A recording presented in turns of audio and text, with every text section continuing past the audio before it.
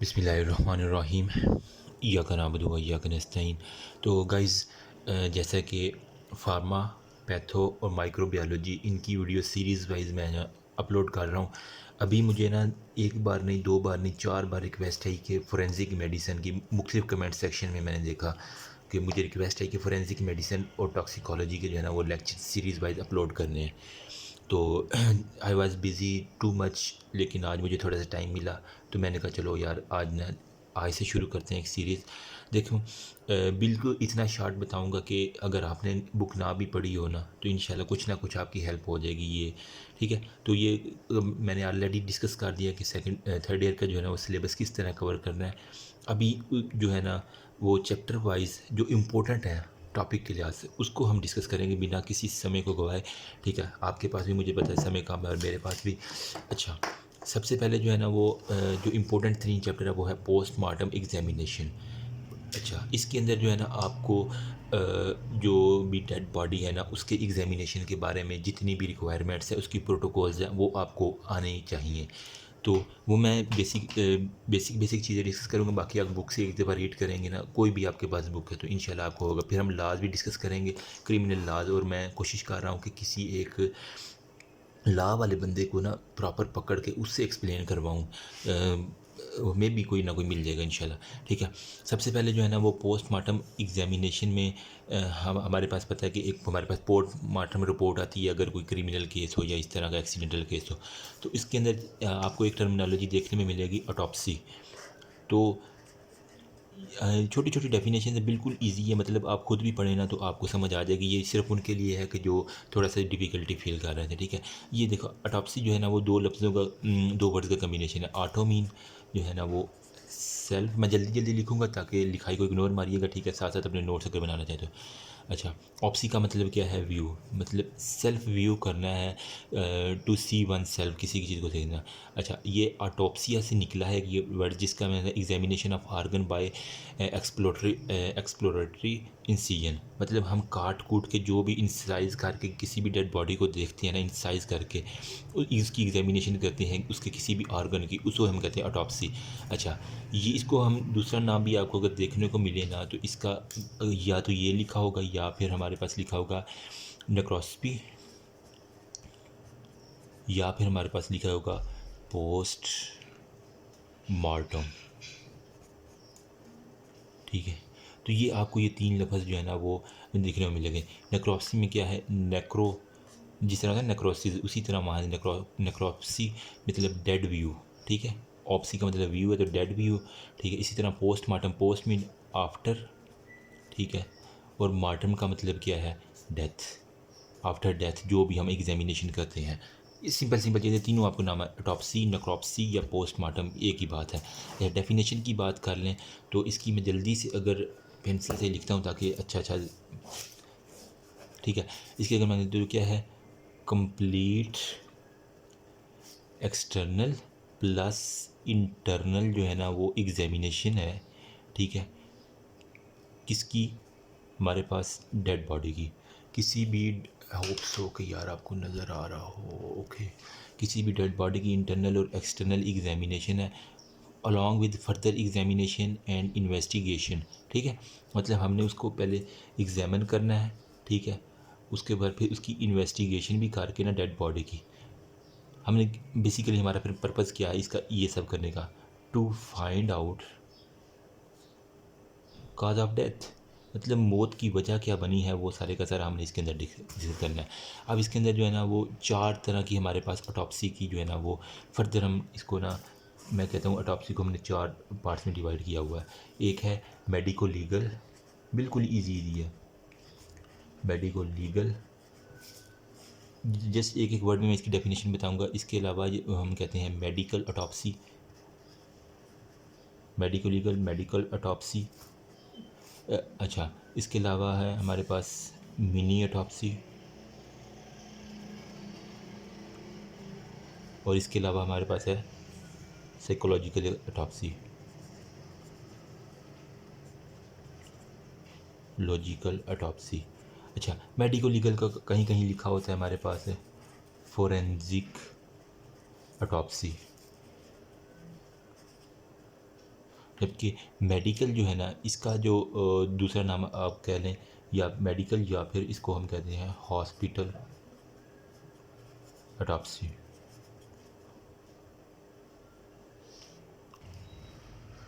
Okay, हो गया। ये चार टाइप, मतलब M3P, ये PM से लिख लेना, PM3। 3M में मेडिको लीगल, मेडिकल और फिर मिनी ऑटोप्सी। जबकि P से क्या है, साइकोलॉजिकल ऑटोप्सी। ये 3 M से और एक P से होगी। अब इनको हम बारी बारी देखते हैं। ये मेडिको लीगल ऑटोप्सी क्या है? ये जो मेडिको लीगल है ना, ये कैरिड आउट होती है किसी भी ऑथराइज्ड पर्सन के ज़रिए under the law of state of for the protection. मतलब जो है ना, उसको हम स्टेट जो है ना, वो उस एक ऑथराइज्ड पर्सन को इजाज़त देती है कि तुम ये डेड बॉडी को एग्जामिन करो। क्यों? क्योंकि हमने सोसाइटी की प्रोटेक्शन करनी है। ठीक है, कि आया कि क्या वजह बन रही है कि हमारी सोसाइटी में ये डेथ हुई है।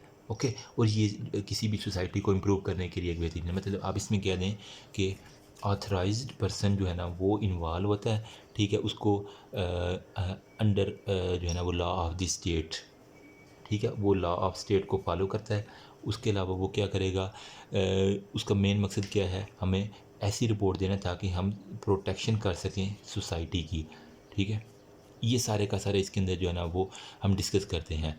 अब इसके ऑब्जेक्टिव्स अगर मैं डिस्कस करूँगा मेडिको लीगल के, ओ माय गॉड यार, चलिए यहाँ पे लिख लेते हैं। मतलब इसके अब अगर हम ऑब्जेक्ट्स डिस्कस करूँगा, ये देखिए मैं बुक के मुताबिक आपको सारे के सारे डिस्कस कर रहा हूँ ताकि आपको पढ़ने में आसानी हो। तो उसने क्या करना है, पहले जो है ना, वो आइडेंटिफाई करना है। ठीक है, डेड बॉडी को।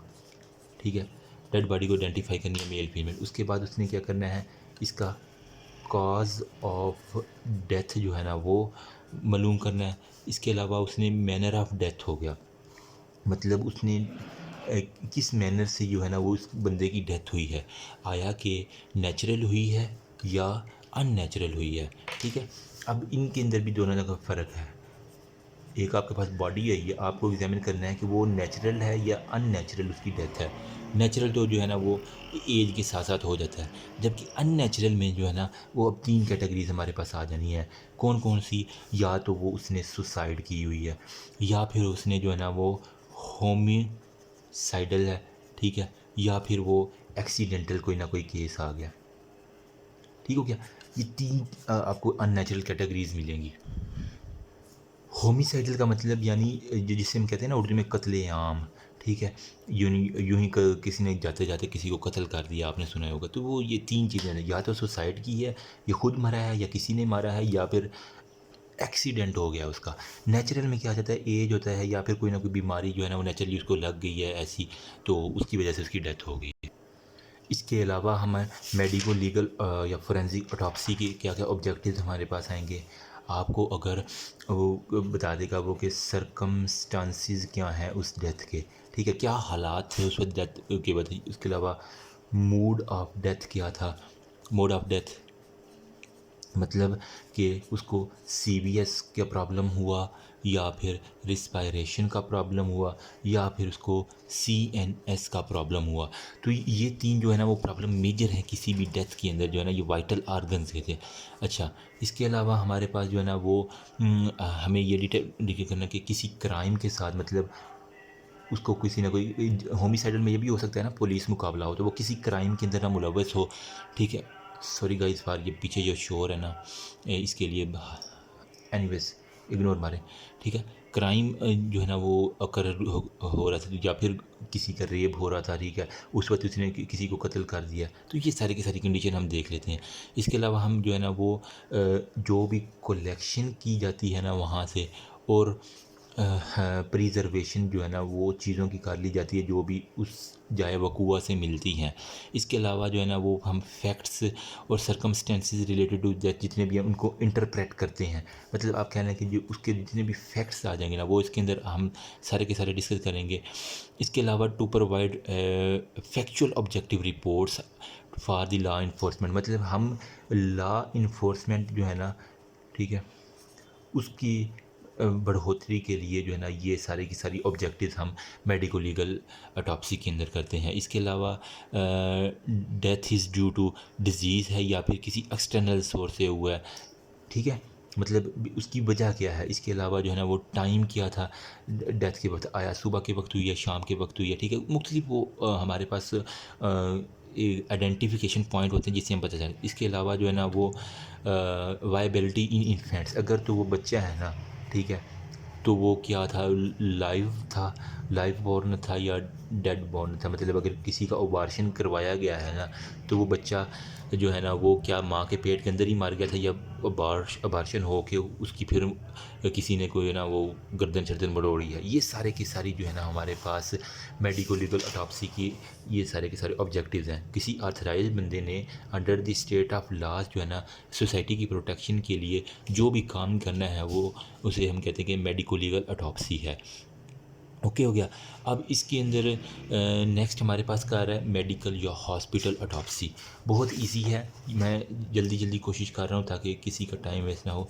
मेडिकल या hospital, hope so camera focus हो, ठीक है। हॉस्पिटल ऑटोप्सी के अंदर जो था ना वो हमारे पास किसी भी हॉस्पिटल पैथोलॉजिस्ट, आपका नाम सुना होगा ना, जो पैथो से जितनी भी चीज़ें हैं ना उनकी हिस्टो लैब के अंदर ले जा के उनको चेक करते हैं। तो आप कह रहे हैं डन बाय, ठीक है, डन बाय हॉस्पिटल पैथोलॉजिस्ट, ठीक है। पैथोलॉजिस्ट का जो सबको ही पता होगा। ये क्यों करते हैं, हॉस्पिटल पैथोलॉजिस्ट करता है ताकि डिटरमाइन करे कॉज ऑफ डेथ, ठीक है, आया कि वो कोई बीमारी की वजह से हुआ या किसी ने उसको कोई इंजरी करवाई है। इसके अलावा कोर्स ऑफ डिज़ीज़, कोई वो कोर्स तो नहीं जिस तरह टीबी वगैरह का कोर्स कर रहा था, ठीक है, वो हम हिस्टोपैथोलॉ लैब के अंदर जाके ना वो करते हैं। इसके अलावा effectiveness of the drug therapy, कहीं उसे ड्रग की टॉक्सिसिटी तो नहीं होगी, ठीक है। ये सारे की सारी मतलब इफेक्टिवनेस ऑफ ड्रग थेरापी, या उसे वो टॉक्सिक होगी या ड्रग टॉक्सिसिटी होगी, या फिर वो ड्रग ने काम ही नहीं किया तो वो बीमारी उसे ले डूबी है। ये सारे की सारी जो है ना वो मेडिको लीगल में। अच्छा, इसका भी दूसरा नाम क्या मैंने बताया, हॉस्पिटल ऑटोप्सी की इसका दूसरा नाम हम कह देते हैं। अच्छा, इसके लिए जो है ना वो हम परमिशन लेते हैं उसके डेड बॉडी के जो भी रिलेटिव्स हैं ना, तो उससे परमिशन ली जाती है। अमूमन ये जो है ना पाकिस्तान के अंदर इतनी नहीं की जाती, लेकिन अब एडवांस हो रही है टेक्नोलॉजी, तो अब भी ये हो जाती है। ये नंबर हो गया 2 पे। इसके अंदर हिस्टोपैथोलॉजिस्ट को आपने डाल देना चुप करके, और ये अस्पताल के अंदर होनी है, कहीं और जगह पे नहीं करवानी है आपने। नंबर 3 पे आ जाता है हमारे पास मिनी ऑटोप्सी।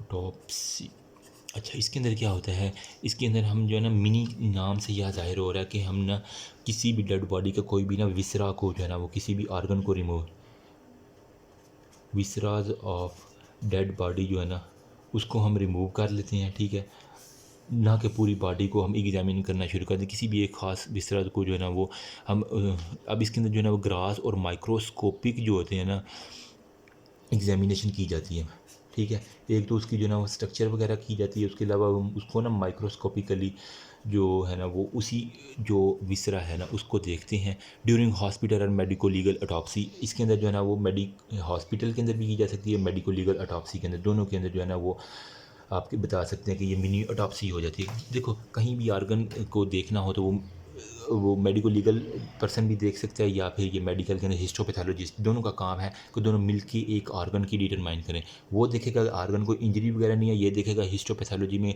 लैब के अंदर जाके उसको कि इसके अंदर क्या क्या नई चेंजेस आई हुई हैं। अब इसके अंदर क्या कहता है, डॉक्टर क्या करता है, वो विसरा को जो है ना वो ऑटोप्सी के बाद सेंड करता है। रिपोर्ट जो होता है ना वो डॉक्टर को सेंड की जाती है, पैथोलॉजिस्ट जो है ना। डॉक्टर क्या क्या काम करता है, वो सारे का सारा हमारे पास वो विसरा को लेकर उसकी एग्जामिनेशन करता है, उसके बाद वो सेंड कर देता है पैथोलॉजिस्ट के पास कि उसे कहता है तुम अब रिपोर्ट बना के दो कि अब पैथोलॉजी क्या कहती है इसकी। वो पैथोलॉजिस्ट अपनी रिपोर्ट बना के वो फिर सेंड कर देता है। इस तरह हमें पता चल जाती है कि उसका केमिकल एग्जामिनेशन क्या है, वो सारे का सारा हमारे पास आ जाता है। अच्छा, नेक्स्ट जो होता है ना 4 वाला, 3 एम हो गए, 1 पी था, मतलब पी था क्या था, साइकोलॉजिकल ऑटोप्सी, लॉजिकल ऑटोप्सी। इसके अंदर बेसिकली क्या है, अब इसके अंदर साइको से क्या मतलब आ रहा है, कोई ना कोई सुसाइडल वाली फीलिंग आ रही होगी आपको, ठीक है। साइकी लोग जो होते हैं ना वूमन सुसाइड कर लेते हैं, आपने सुना होगा। तो इन्वेस्टिगेशन करना, इन्वेस्टिगेशन करना किसकी? इन सुसाइडल डेथ। देखो नाम ही काम है। सुसाइडल डेथ के अंदर for obtaining sufficient information to justify the interference of the suicide. ठीक है, आया कि वो जो आपको एक फंदे के साथ लटका हुआ बंदा या जिसने जहर खाई, आया कि उसने खुद खाई है या किसी ने ज़बरदस्ती खिलाई है, खाने में मिला। सुसाइड तो होता ही खुद ही है ना। तो अब उसके अंदर क्या क्या फैक्टर्स इन्वॉल्व है, उसने किस तरह सुसाइड की है, किसी चीज़ से लटक के की है, कोई चीज़ खाई है, कौन सी चीज़ खाई है, जहर पी है, स्प्रे पी है, सिपरेट पी है, वो सारे की सारी हम जो है ना साइकोलॉजिकल ऑटोप्सी के अंदर जो है ना वो हम डिस्कस करते हैं। अब इसकी इम्पोर्टेंस क्या है? इम्पोर्टेंस इसकी आप यहाँ पे लिख दो कि जस्टिफाई करना है सुसाइडल डेथ को जो है ना इन्वेस्टिगेशन करके जस्टिफाई। इंपॉर्टेंस इसकी है, पुलिस रिपोर्ट जो होती है ना वो सफिशिएंट नहीं होती इसके अंदर।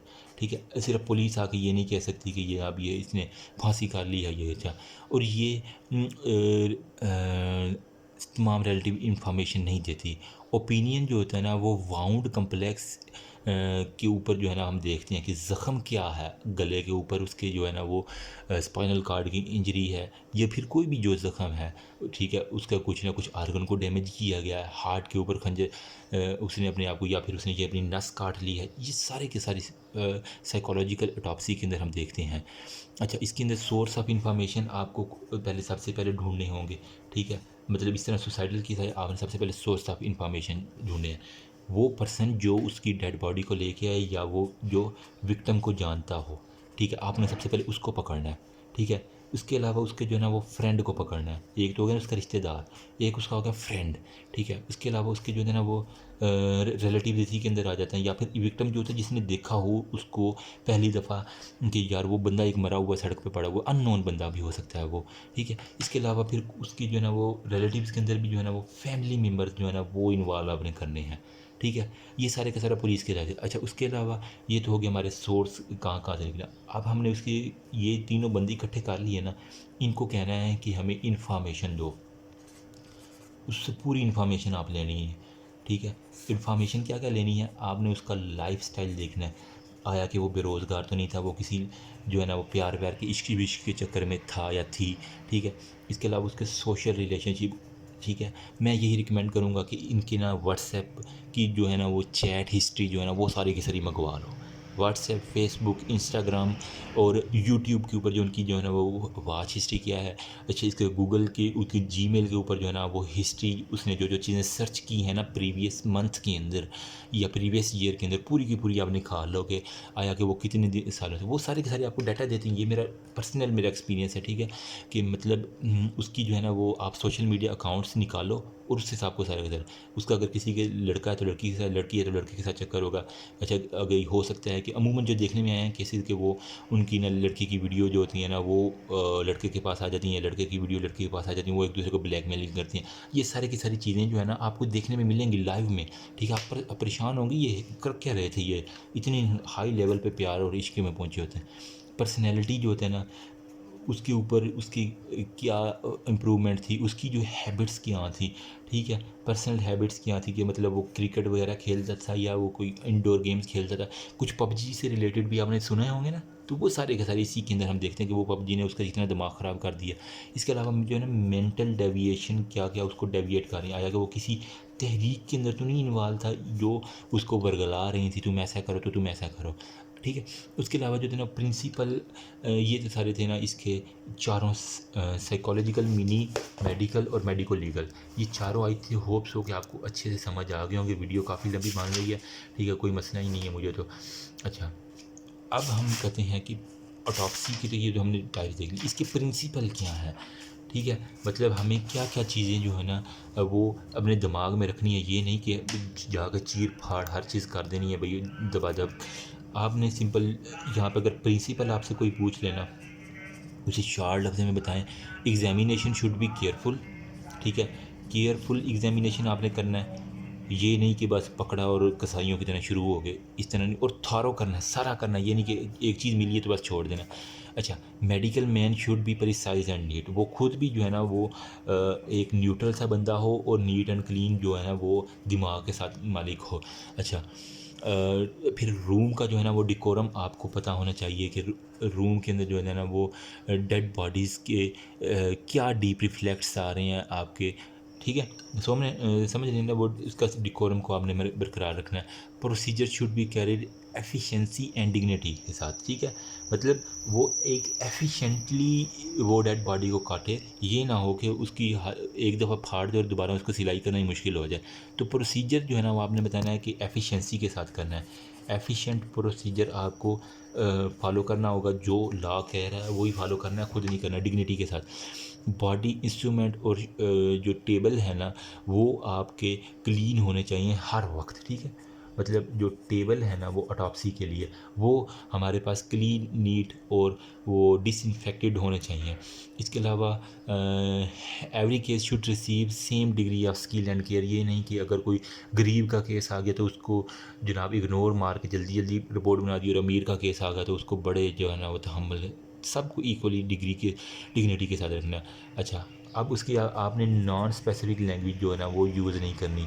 मतलब कि अगर आपको वहाँ पे कुछ ऐसा चीज़ नज़र आ गई है, ओह माय गॉड ये अलार्म कौन बजा रहा है, okay, non specific language use नहीं करनी, कोई गाली गलौच वाली चीज़ें नहीं करनी। अच्छा, कटिंग और ओमिटिंग से जो है ना जितना अवॉइड कर सकते हैं जब आप रिपोर्ट लिख रहे हो ना, ठीक है। ये ना हो कि इधर से आप रिपोर्ट लिख रहे हैं, इधर से आप कट मट करके, ये पहले आप अच्छी तरह एग्जामिन करें, उसके बाद उसको रिपोर्ट साथ साथ लिखवाते जाएँ या खुद लिखें, ठीक है। ये ना हो कि एक दफ़ा ये कर रहे हैं ये दीजिए, दोनों काम इकट्ठे नहीं करने।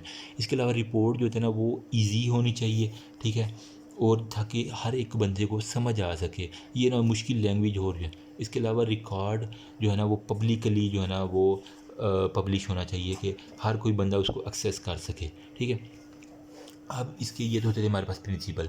अगर हम कहें कि essential of medico legal autopsy क्या है, जो जो ज़रूरी बातें हमारे पास होनी चाहिए, जो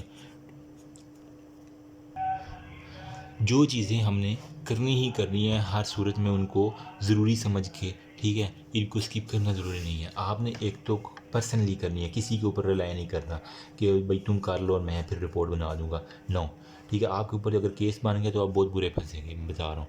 इसके अलावा आपने क्या करना है, एक तो पर्सनली करना है, उसके अलावा कंप्लीट करनी है उसकी ऑटोप्सी, ये नहीं कि आधा छोड़ देना जा। इसके अलावा जो है ना वो जितने भी फाइंडिंग्स है ना, ठीक है, उसको आपने प्रिजर्व कर लेना है, ठीक है।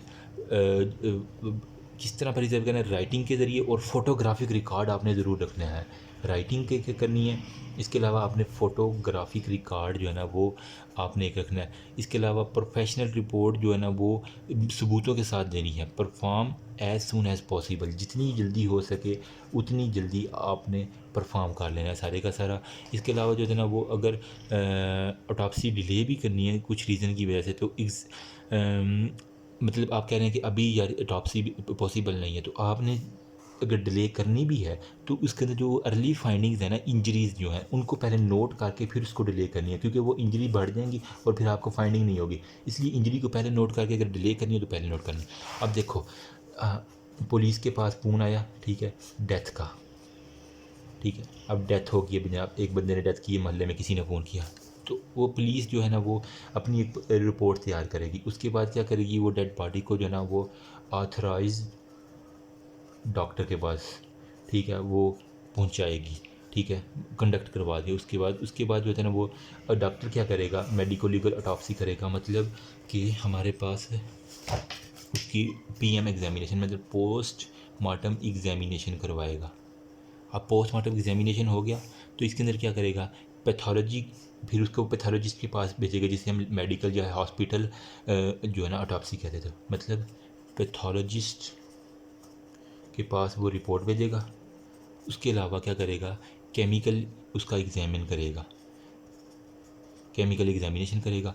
अब ये केमिकल एग्जामिनेशन और हिस्टोपैथोलॉजी वो भी अपनी रिपोर्ट भेजेगा, ये डॉक्टर ने अपनी जो की है वो भी भेजेगा। उसके बाद हमारे पास क्या आएगा, फाइनल जो है ना वो पोस्टमार्टम रिपोर्ट, जिसको हमने पब्लिक करना है। ओके हो गया, मैंने यहाँ पे बताया था ना कि वो रिपोर्ट शुड बी पब्लिक। तो ये सारे के सारे जो है ना आपने कहते यार लिखाई जल्दी में लिख रहा हूँ ताकि वीडियो कम से, इसलिए इतनी गंदी लिखाई मेरी है नहीं वैसे। अब ये सारे के सारे हमारे पोस्टमार्टम रिपोर्ट यहाँ तक प्रिपेयर हो गई। वीडियो 24 मिनट की बनी है। अभी जो है ना नेक्स्ट मैं रूल्स और प्रिकॉशंस जो है ना मेडिको लीगल ऑटोप्सी बहुत इंपॉर्टेंट है, बहुत इंपॉर्टेंट है, वो मैं डिस्कस करूँगा विद सम ट्रिक्स।